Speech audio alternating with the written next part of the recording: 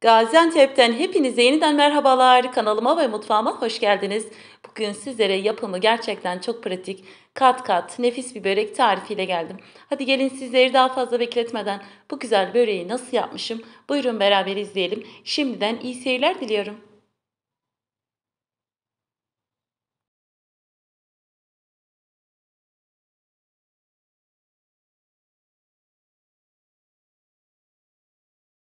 Böreğin hamuru için yoğurma kasesinin içerisine 1,5 su bardağı su ekliyorum. Kullandığım bardak ölçüsü klasik su bardağı. Suyun ardından bir tatlı kaşığı tuzu da ekleyip şöyle tuz eriyene kadar karıştırıyorum.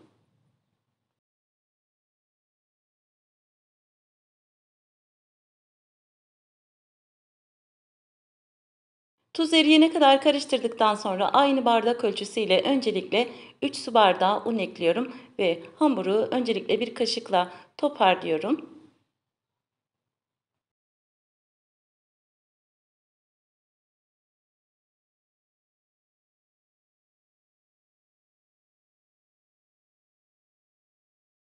Hamuru kaşıkla biraz toparladıktan sonra kaşığı hamurun içerisinden çıkartıp elimle yoğurmaya devam ediyorum.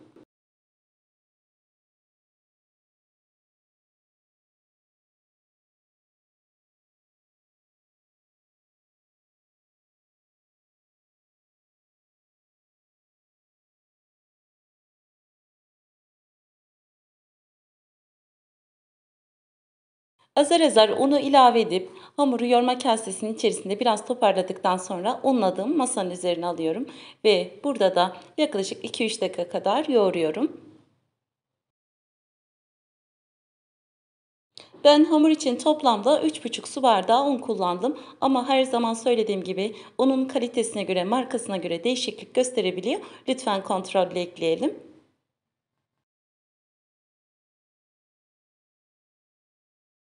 Masanın üzerine de şöyle biraz toparladıktan sonra 14 eşit bezeye bölüyorum.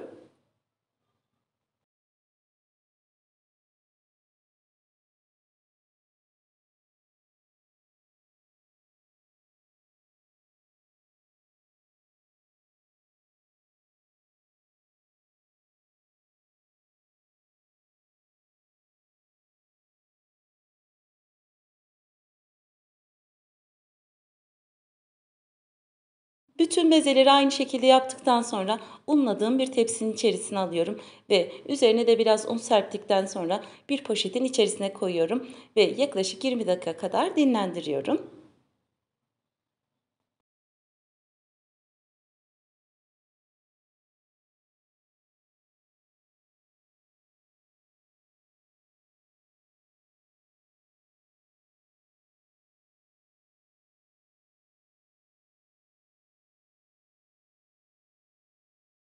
Hamur dinlenirken ben de bu arada böreğin iç harcını hazırlıyorum. Böreğin iç harcı için uygun bir tavanın içerisine 3 yemek kaşığı sıvı yağ ekledim ve eklediğim sıvı yağın üzerine 300 gram kıymayı ekleyip kavurmaya başlıyorum.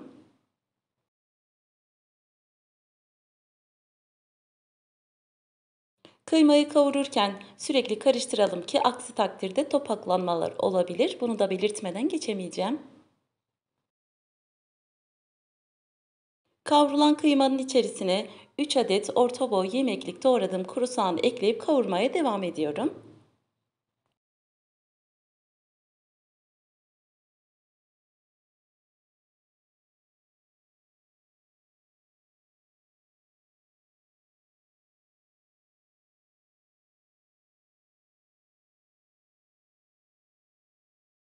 Kıyma ve soğan güzel bir şekilde kavrulduktan sonra içerisine baharatlarını ekliyorum.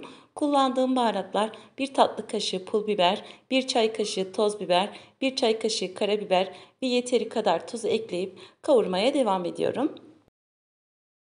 Eklediğim baharatlar gözünüze fazla gelirse damak tadınıza göre ayarlayabilirsiniz. Baharatlarla birlikte de şöyle biraz kavurduktan sonra ocaktan alıyorum. İç harcımız da bu şekilde hazır.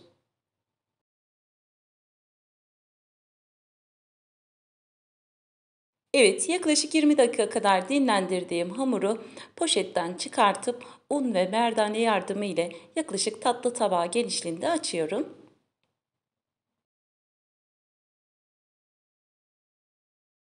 Hazırladığımız hamurun kıvamı biraz yumuşak olduğu için yapışmalar olabilir. Un serperek açalım.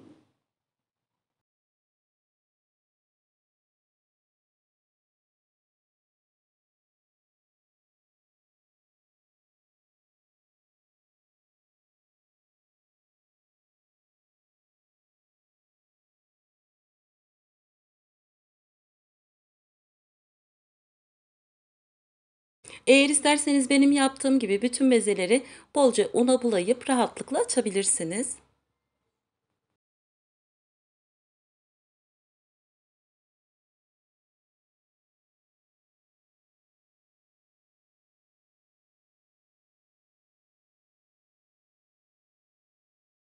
Bütün bezeleri aynı şekilde açtıktan sonra bir çay bardağı sıvı yağ, bir fırça yardımı ile açtığım bütün hamurların her tarafına gelecek şekilde sürüyorum.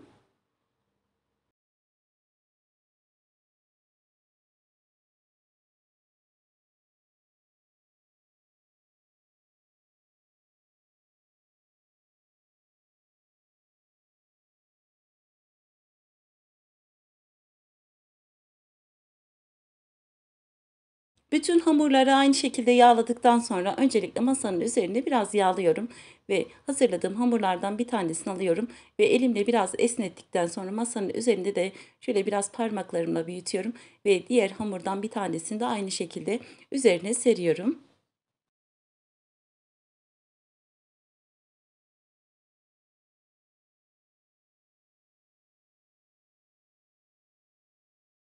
Bu şekilde 7 kat hamuru üst üste seriyorum.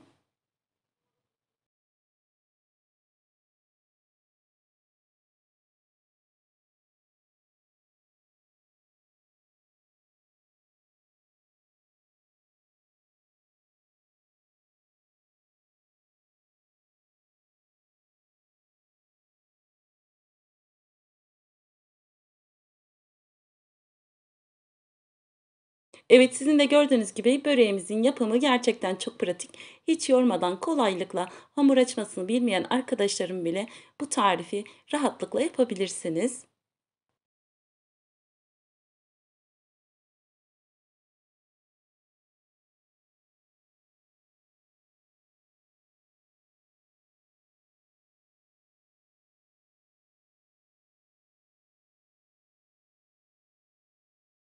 Evet, dediğim gibi 7 kat hamuru üst üste serip parmaklarımla büyütebildiğim kadar büyüttükten sonra bir kenara alıyorum. Böreğimizin birinci katı da bu şekilde hazır olmuş oluyor.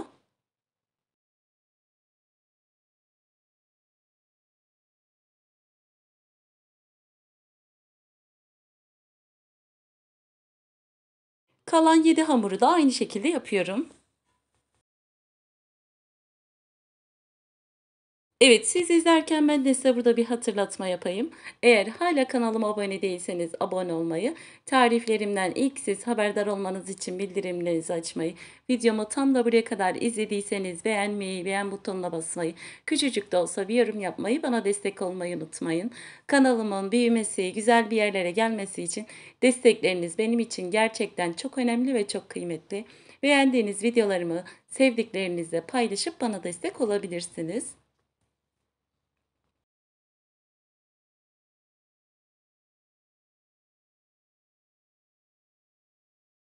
2. kat hamuru da aynı şekilde hazırladıktan sonra böreği yapacağım tepsiyi bir fırça yardımıyla şöyle hafiften yağlıyorum ve hazırladığım hamurlardan bir tanesini tepsinin içerisine alıyorum. Bu arada börek için kullandığım tepsinin ölçüsü 36 santim.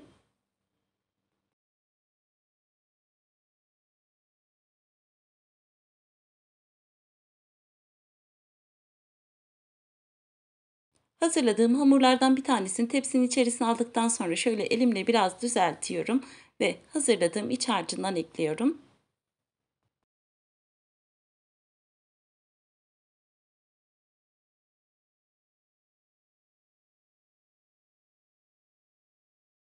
İç harcını da ekleyip şöyle kaşığın tersiyle düzeltip her tarafını yaydıktan sonra diğer hamuru da tepsinin içerisine alıyorum.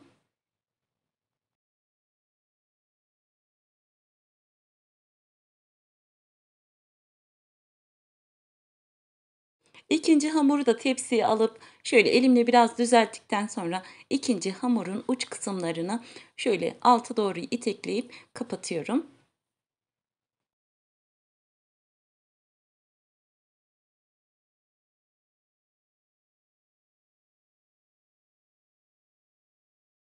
En sonunda şöyle iki elimle bastırıp düzelttikten sonra dilimlere bölüyorum.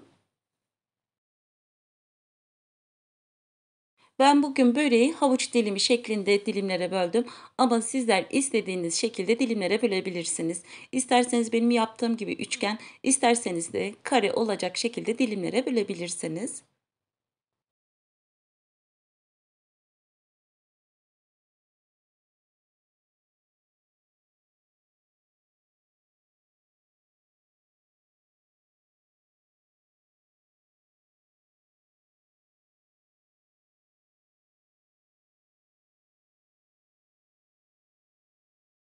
Böreği dilimlere böldükten sonra bir adet yumurta sarısının içerisine bir yemek kaşığı yoğurt ve bir çay kaşığı toz biberi ekleyip bir fırça yardımı ile böreğin her tarafına gelecek şekilde sürüyorum.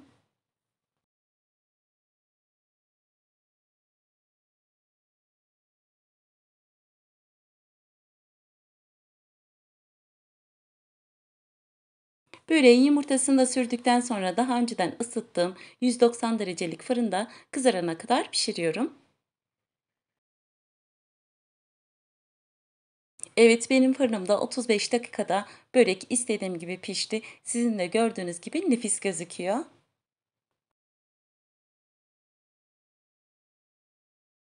Ben bu böreği kızımın okul gezisi için hazırlamıştım. O yüzden çok fazla parçalamak istemedim ama yine de size iç dokusunun ne kadar güzel olduğunu göstermek istiyorum. Ben bu böreği bugün kıymalı yaptım ama sizler istediğiniz iç harcıyla yapabilirsiniz.